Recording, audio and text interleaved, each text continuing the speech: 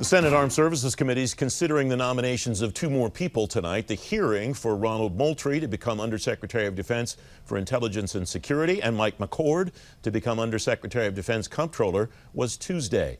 Bob Hale's Adjunct Senior Fellow at the Center for a New American Security. He's former Undersecretary of Defense Comptroller, and he was USD when Mike McCord was the Deputy USD. Bob, welcome. Thanks very much for coming on the program.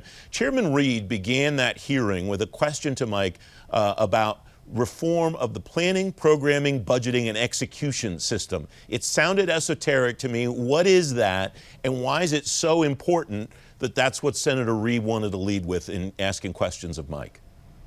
Well, thanks for the chance to be here, Francis. So the PPBES system is what DoD uses to both put together its budgets and execute them. It's important because DoD executes some of the largest budgets of any organization in the world, and of course they influence national security. But it's also contentious. There are a lot of critics of the PPBES system, and I think what you saw Senator Reed do is indicate that he would like some further consideration of whether changes are appropriate in that system. You wrote recently, history shows that efforts to streamline the process, such as biennial budgeting, generally haven't succeeded, and that it has many useful features that should be retained. What's good about it, in your view, as a former comptroller, and where's the room for improvement in it? Well, as you indicated, I just published a paper through the Brookings Institution called Financing the Fight, which looks at the history and also my assessment of the process. I think the process has offered a number of important benefits to DoD. One of them, it looks at programs together, like all tactical air forces or all strategic forces, to eliminate duplication, brings an analysis of costs and benefits to bear, looks at a multi-year approach. So in my view, those are things DoD wants to keep, but there probably are some appropriate reforms in the PPBES system. What is valuable reform-wise for someone going into the job that Mike is about to take up if the Senate confirms him?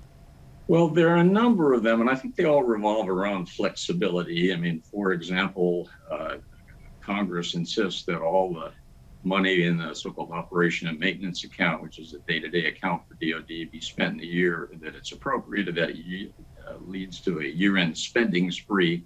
Some carryover would be appropriate. Mike and I tried, didn't succeed before, I hope they might. But the most important reform, I believe, is PPBES needs to have more flexibility to handle certain kinds of programs, especially high-tech programs and software. They change so much, and in the time that PPBES takes to work, the technology may have changed, and it's difficult to adjust the program to reflect that. Congress is going to have to cooperate there and give DoD a little bit more flexibility.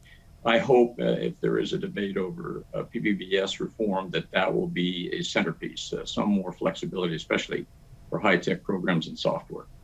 I want to shift gears in the time that we have left. Obviously, the audit was a huge topic in Mike's testimony and in the questioning from the members of the SAS yesterday.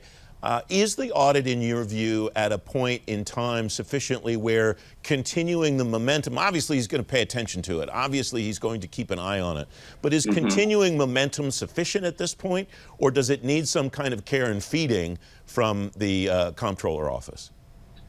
Oh, it will need care and feeding. Nothing is automatic when you're trying to make changes, and DoD will need to continue to change its financial processes to move toward a situation where they can pass an independent audit. So Mike will have to be involved, but as you say, there is now some momentum. I was struck by the calmness of the congressional responses at that hearing. 10 years ago, when I was dealing with this, they were a good deal more frustrated, and they accepted something I don't think they would have 10 years ago, that it's going to take DoD another 6-7 years to ever get fully auditable statements, although they'll be interim progress. So I think Mike has some momentum to build on, but yes, it will take his care and feeding, and I think it will get it. I would argue that one of the senators from which you took that incoming fire is no longer with us, Senator McCain. was quite adamant, I recall, in several exchanges with you about the status of the audit.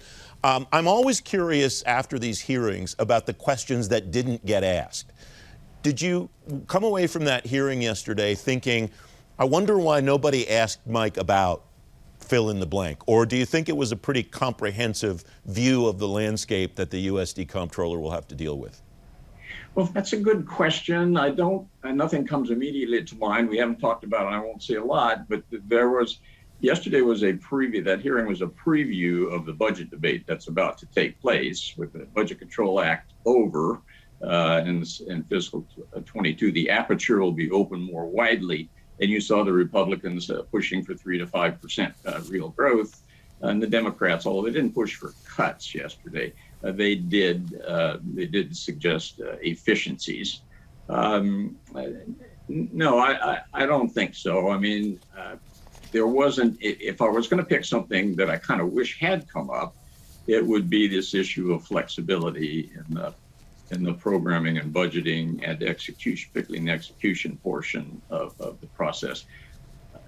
There wasn't any discussion of that. I think it's very important to the department. So kind of wish that one had come up. But in general, I thought it was a good hearing. I thought Mike did great, as did Ron Moultrie. And clearly he will be confirmed. And I just hope that soon, because they'll benefit from his help. Bob Hale, thanks very much. It's great to have you back on the program. Glad to be here.